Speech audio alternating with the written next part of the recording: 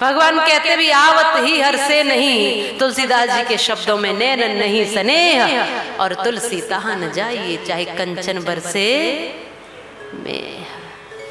आवत ही हर से नहीं, किसी को देखकर प्रसन्न हुआ करे। कोई घर आया है आगंतुक तो प्रसन्नता मनाया करे,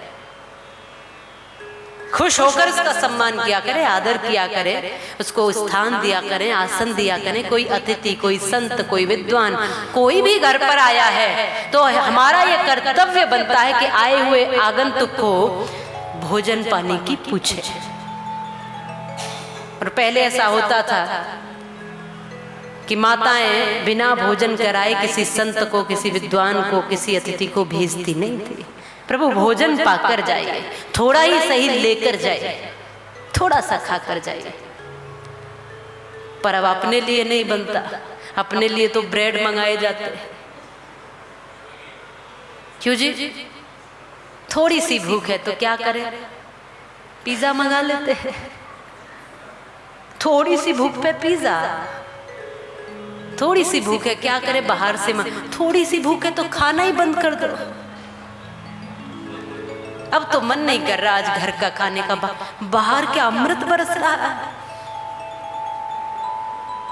बाहर का खा लेते हैं, आज बाहर का खाते हैं। और आज तो ये फैशन हो गई है। मुझे आश्चर्य होता है कि दो परिवार में केवल 2 ही लोग हैं, पति पत्नी, पर 2 लोगों पे अपने लिए भोजन नहीं बन रहा है।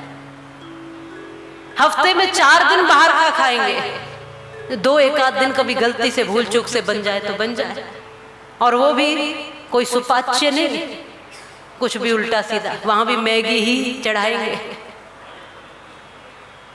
चिंतन करिए कि हम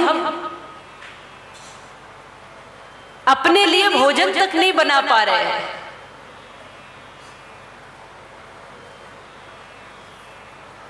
ये एक ट्रेंड हो गया, एक फैशन हो गई कि बाहर से मंगाइए, बाहर का खाना अच्छा होता है। हाँ, उसमें थोड़े 2-4 कीड़े गिरे होंगे, 2-4 कुछ चीजें जाने कैसे कैसे बनाई होगी, उसमें तुम्हें स्वाद ज्यादा, लेकिन जो माँ बनाएगी, जो पत्नी बनाएगी, जो बहन बनाएगी, जो बेटी बनाएगी, वो क्या डालेगी, वो प्रेम डालेगी उसमें। ये भोजन मेरे पति के लिए, पिता के लिए, भाई के लिए, पुत्र के लिए, ये भोजन ऐसा बन जाए कि प्रभु उसकी लंबी आयु हो, उसका स्वास्थ्य अच्छा हो। ये भोजन नहीं, ये अमृत बन जाए। ये प्रार्थनाएं करती हैं जब माताएं भोजन बनाती हैं, बेटा 1 रोटी तो खा ले, आधी सी तो ले ले। जो मनोहार करना, जो आपकी भाषा में बताते हैं, राजस्थान में जो मनोहार होती है, कैसे करते हैं? अरे थोड़ा सा तो लीजिए। व्यक्ति को भूख नहीं है तो भी न जाने वो कहाँ चला जाता है, और इतने प्रेम से। क्या बाहर से जो होटल से मंगाया है उसमें वो स्वाद होगा? मैं कहती हूँ सूखी रोटी भी मीठी लगती है जब प्रेम से खिलाई जाती है। ये इसको ट्रेंड मत बनाओ, मैं विशेषकर माताओं से कहूंगी, इसको फैशन मत बनाओ। मंगाएंगे नहीं तो बाहर खाने चले। आज तो संडे है, आज क्या करें, आज भोजन नहीं बनाते, बाहर खा के आए। आज तो पानी पूरी ही खा लो, आज तो ऐसा ही खा लो, आज तो वैसा ही खा लो। फिर सबके ऐसे ऐसे पेट निकलते हैं। ये बाहर का खाने का परिणाम ही होता है, व्यवस्थित न खाने का। फिर शरीर बड़ा, फिर कहाँ जाते हैं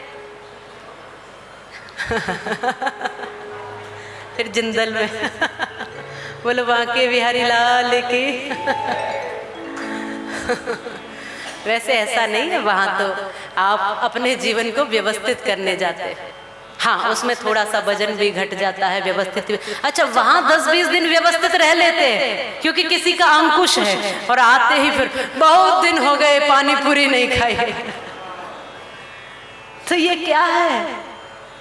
अंकुश ही चाहते हैं हम, अपने नियंत्रण में कभी रहते ही नहीं है। तो बहुत मोटा हो गया है व्यक्ति, ऐसा मोटा कि न तो सीढ़ियां चढ़ी जाए, न सीढ़ियां उतरी जाए, न लेटा जाए, न बैठा जाए। अब क्या करें, बड़ी बीमारियां लग गई, शरीर बीमारियों का घर बन गया, क्योंकि थोड़ा थोड़ा करके ही बीमारियां बढ़ती चली जाती है। और बीमारियों का जब शरीर घर बन गया, ये इतना दुखी हो गया एक दिन कि इसने सोचा कि आत्महत्या कर लेता।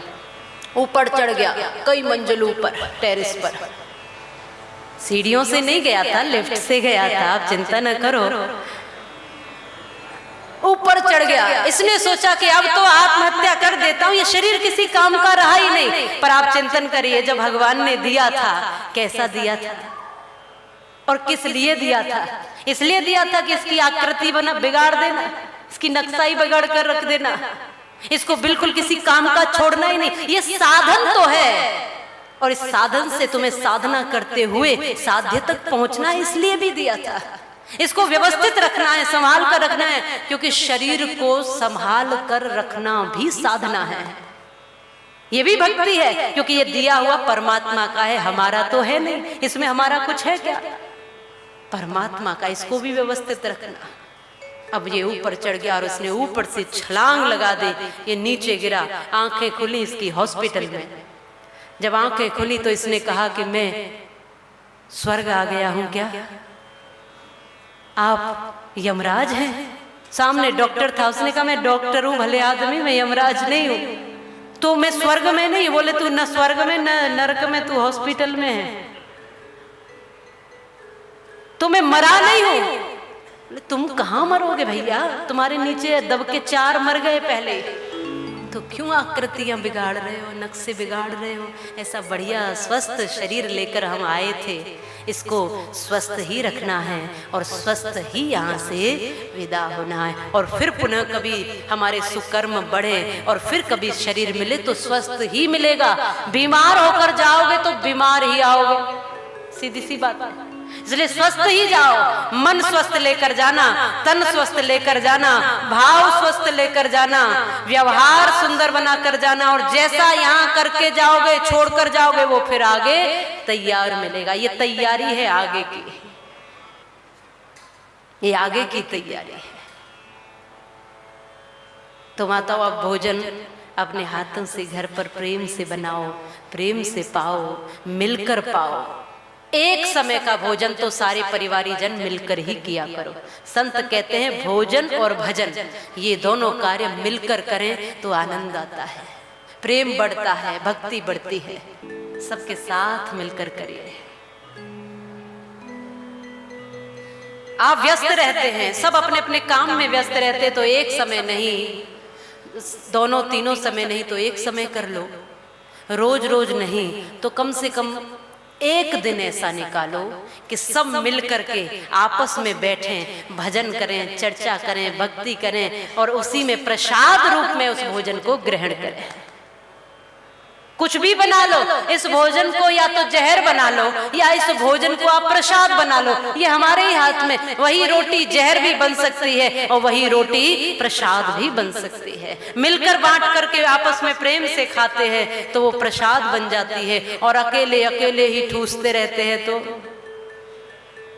बिना समय के अनियमित, तो यही हमारे जीवन के लिए विष बन जाती है, शरीर के लिए विष बन जाती है।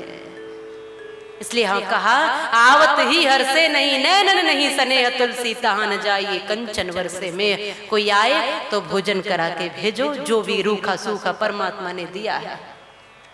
और भोजन का समय न हो तो जलपान करा दो, ये भी न कर सको तो घर में बिठा दो, प्रेम से कुशल मंगल पूछ लो, भीतर से आग्रह कर दो भीतर के लिए, आओ भैया विराजो, आप आए हो, आपका स्वागत है, बैठो। कितना प्रसन्न होगा वो व्यक्ति, तृप्त हो जाएगा।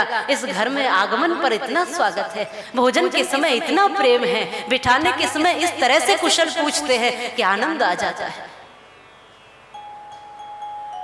तो भोजन कराओ, भोजन न करा सके तो कम से कम जलपान कराओ, ये भी न करा सको तो प्रेम से बिठाओ, ये भी न कर सको तो कुशल मंगल तो पूछ लो, ये भी न कर सको तो बैठे हुए को मुस्कुरा के स्वागत कर दो, ये भी न कर सको तो बाहर से आने वाले को अनुग्रह कर दो, और इनमें से कुछ भी न कर सको तो चुल्लू भर पानी में डूब के मर जाओ। कुछ भी नहीं कर सको फिर हम मनुष्य है ही नहीं, किसी से मीठे दो शब्द नहीं बोल सकते तो हमारे अंदर मनुष्यता कहाँ है फिर?